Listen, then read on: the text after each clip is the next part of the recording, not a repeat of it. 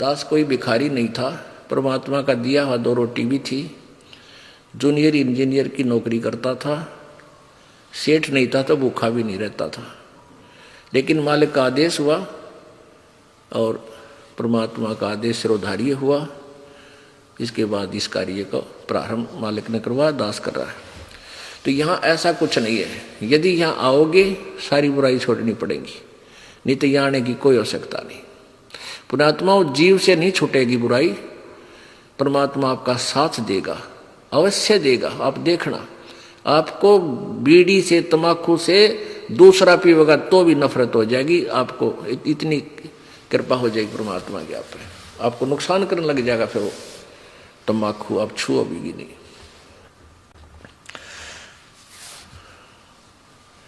अब प्रसंग चल रहा है कि प्रेम की पवन करे चित बंधन धल के तेज नयारे। अब प्रेम की पवन जब परमात्मा के सही आपके ऊपर रगड़े लगेंगे, ज्ञान के, भक्ति के, सुमरण के, फिर दान करोगे, फिर अंतःकरण साफ हो जाएगा, आप में प्यार जागृत होगा। और जो साधना आप अन्य कर रहे थे उनसे प्यार जागृत नहीं होता, बल्कि द्वेष हो रहा है। जितने भी संत हैं आपस में यूं, आप किसी तो कर ले, कितने मंडलेश्वर जब कदे आपने इकट्ठे बैठे देखे होते, ये जिनके चैनल चले हैं, चैनल टीवी चैनलों पर ये रोज दुनिया ने प्रचार करते हैं, ये इकट्ठे होंगे लड़े, क्योंकि सारे के मार्ग न्यारे न्यारे। कोई कुछ कह रहा है, कोई कुछ बता रहा है, कोई कुछ कह रहा है, वो उसकी निंदा कर रहा है, उसकी वो सचमुच निंदा कर रहे हैं और दास केवल यथार्थ बता रहा है।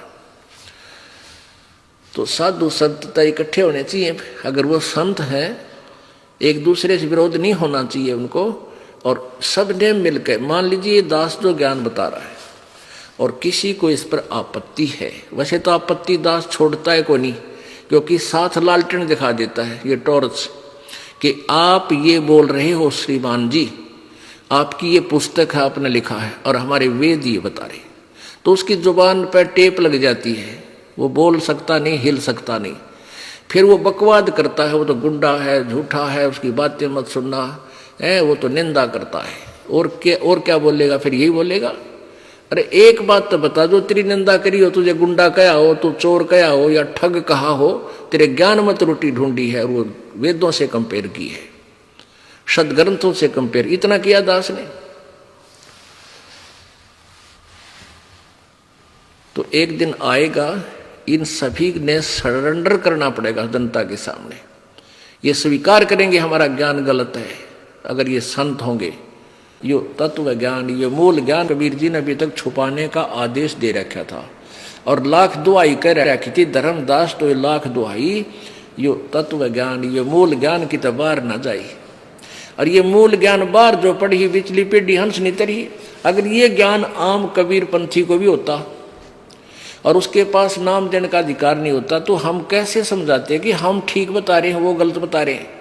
ये सारे तक कबीर पंथियों के मुंह बंद हो जाएंगे और सारे ये नकली पंथी जो और हैं उनके, और साथ में जो हिंदू धर्म को मिसगाइड कर रहे हैं और अन्य ये संत इनको मूर्ख बना रहे हैं, इन सब के मुंह बंद हो जाएंगे, क्योंकि ये सदग्रंथ आज हमारे साथ हैं, ये बोल रहे हैं। तो ये मूल ज्ञान छुपा कर रखा था परमात्मा ने अपनी सोषम वेद में, और आज दास आपको सुना रहा है और इनमें प्रकट दिखा रहा है अपने सदग्रंथों में।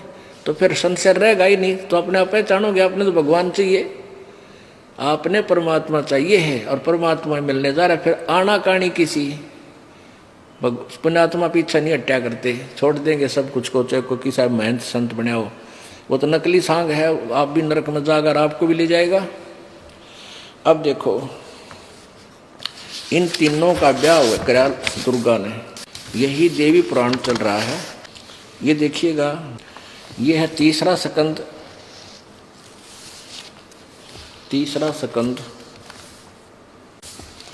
और पृष्ठ नंबर ये 126, या नीचे देखिएगा।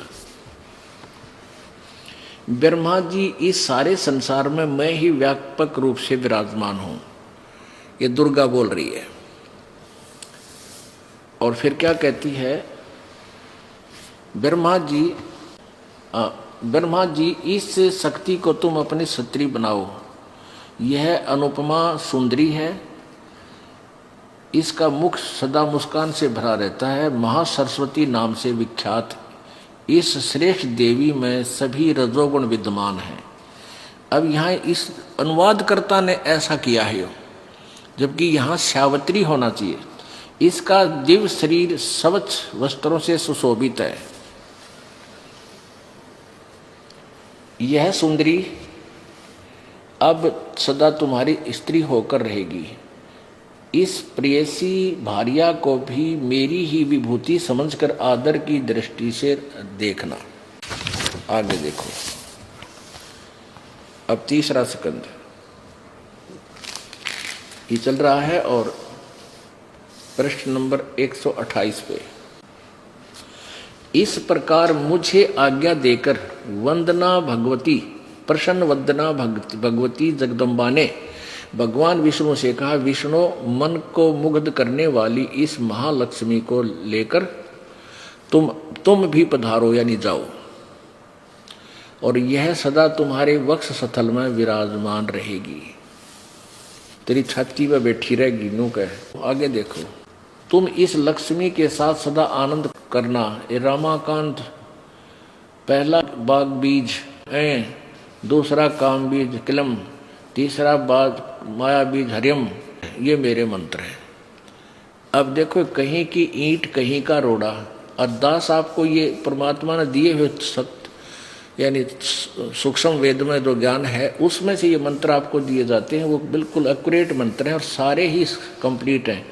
इन किता सिर, किता पैर, किसी की टांग, किसी का कुछ ईंट, कहीं का रोड़ा।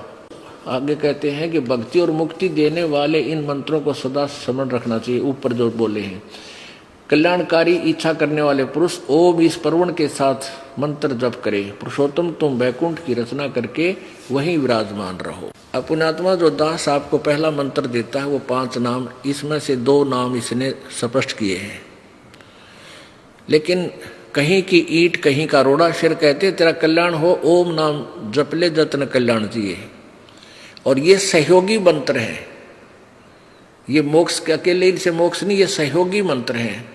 जैसे रोग काटने के लिए ग्लूकोज अलग है, ग्लूकोज रोग नहीं काटती, वो सहयोग देती है शरीर को स्वस्थ बनाने में, लेकिन रोग काटने की औषधि न्यारी होती है।